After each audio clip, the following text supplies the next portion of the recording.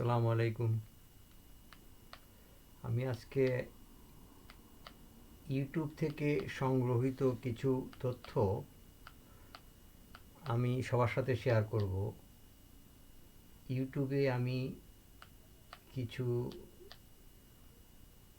নতুন নতুন আবিষ্কার আমি প্রায়ই দেখি এবং সেটা সবার সাথে কিভাবে শেয়ার করা যায় সেটা নিয়ে ভাবছি। আমার চিন্তাটা হচ্ছে দুই রকম। একটা হলো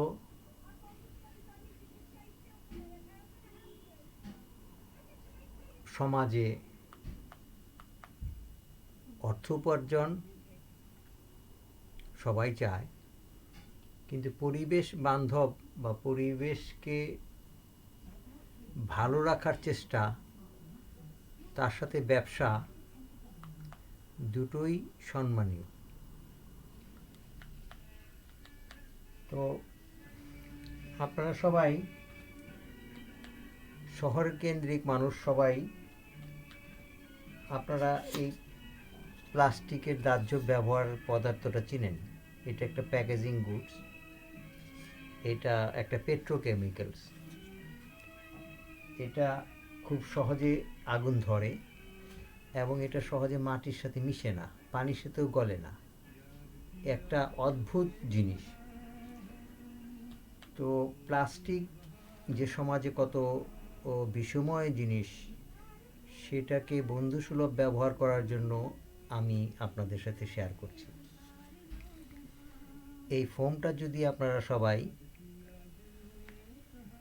পেট্রোলের সাথে সংমিশ্রণ করেন তাহলে এটা ডিজলভ হয়ে যায়, একদম গলে যায়। আমি আপনাদের সামনে দেখাচ্ছি। এখানে আমার 1 কাপ পেট্রোল রয়েছে এবং তাতে আমি এই শোলাটা দিয়ে দিচ্ছি। এটা কিছুক্ষণের মধ্যেই এই শোলাটা গলে যাবে এবং ঘন্টাখানেক পরে এই শোলাটা এইরকম হবে। এখানে আমি পেট্রোলের সাথে এইখানে যে মিশ্রণটা দেখছেন, এটা হচ্ছে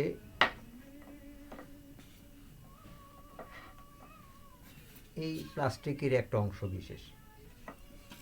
এটা পেট্রোলে গলে, থিনারে গলে, আর আপনারা চেষ্টা করবেন পেট্রোলে দেওয়ার জন্য, এটা সহজলভ্য। হলো তো, এটা গলে গেল। তো এখন উপায় কি? উপায়টা হচ্ছে শহর থেকে যদি এই জিনিসটা বিলুপ্ত করা যায় তাহলে ড্রেনেজগুলা পানিতে আর কষ্ট দিবে না যখন। তারপরও এটা 50 বছরও এটা মাটির সাথে মিশে না, এটা পরিবেশ নষ্ট করছে। তো এই পরিবেশ নষ্ট করার জন্য যে জিনিসটা দায়ী, সেটার দ্বারা আমি এই জিনিসটা উদ্বোধন করলাম। যে ইউটিউবে যে জিনিসটা দেখা যাচ্ছে সেটা টোটালি ইপক্সি কেমিক্যাল, পেট্রোকেমিক্যাল আর প্লাস্টিক মিশিয়ে ইপক্সিটা তৈরি করে। সেটার একটা ব্যয়বহুল প্রকল্প এবং এটার আরেকটা ব্যবহার। তা আমার এই জিনিসটা ব্যবহার কোথায় করবেন? এই জিনিসটা যখন নাকি পেইন্ট করা হয় তখন এটা প্লাস্টিকের চেয়েও, প্লাস্টিক না, এটা কি বলা চলে, এটা কাচের মতো একটা হার্ড প্রলেপ হয়, এটা একটা কোটিং হয়। যেমন একটা জাহাজের তলদেশে লবণাক্ত পানি এই জাহাজটাকে ক্ষতি করে। এখন এই জাহাজটাকে চিপিং করার পরে সবাই ওয়েল বেস পেইন্ট তৈরি করে যেন পানির সাথে না মিশে। তো এখন যদি ওয়েল বেস সেই রঙের বহু দাম, সেইটার পরিবর্তে যদি এই আমার মিশ্রণটা তৈরি করে কেউ যদি ব্যবহার করে তাহলে অনেক অর্থ বাঁচবে, প্লাস শহর থেকে এই এই শোলাগুলা বিলুপ্ত হবে। আমি একটা বড় প্রজেক্টের কথা বললাম, যেটা নাকি আপনার এই অয়েল কোম্পানি তৈরি করতে গেলে কোটি কোটি টাকার প্ল্যান। কোটি কোটি টাকার প্ল্যান্ট তৈরি করে ইনভেস্ট করে মাত্র এক টিন তৈরি করতে গেলে সেই টিনের দাম হলো 1,000 টাকা, এবং সেটা খুব হার্ড থিকনেস হয়, নন ড্রিপস, এবং খুব কুইক ড্রাই, নানা রকম সিলমোহর করা থাকে। এই জন্য আমরা 1,000 টাকা দিয়ে কিনি। কিন্তু এই কেমিক্যালটা যদি কেউ ওই জাহাজের তলদেশে ব্যবহার করতে পারেন,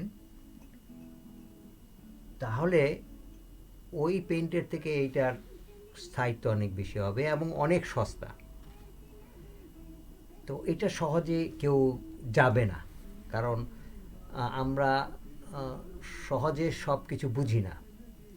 যদি কেউ কোনো উদ্যোক্তা এই রাস্তায় নামেন এবং যদি সে সাকসেসফুল হয়ে, দেখবেন সুরসুর করে হাজারো লোক যাচ্ছে, এবং হাজারো লোক যদি এই পন্থায় চলে যায়, তাহলে শহর থেকে, দেশ থেকে এই প্লাস্টিক বিলুপ্ত হবে, এবং এই প্লাস্টিকটাকে কেনার জন্য টোকাইরা একটা একটা একটা ব্যবসা খুলে দিতে পারে।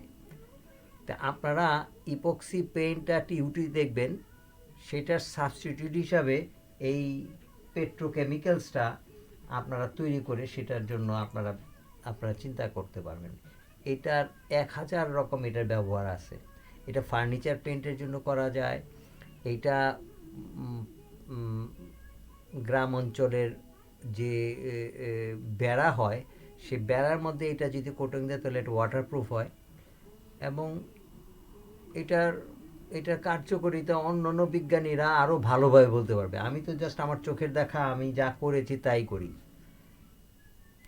তাই আপনাদের শেয়ার করি। এই কোটিংটা যদি জাহাজের বডিতে মাখানো হয়, তাহলে তার দামের সাথে এটা তুলনা কম করে হলো 10% মাত্র লাগবে পয়সা, 90% এটার ভ্যালুটা কমে যাবে। আচ্ছা, আজকে এই পর্যন্ত শেষ। এটা আমার একটা বিজ্ঞান ভিত্তিক ইউটিউব। আপনারা এটা আর কিছু না ছড়িয়ে দেন, হয়তোবা কারো এটা পছন্দ রাখতে পারে, হয়তোবা কেউ এটা নিয়ে কোটি কোটি টাকা ইনকাম করতে পারে, এবং আমাকে দোয়া করতে পারে। আপনারা শেয়ার করবেন। ধন্যবাদ।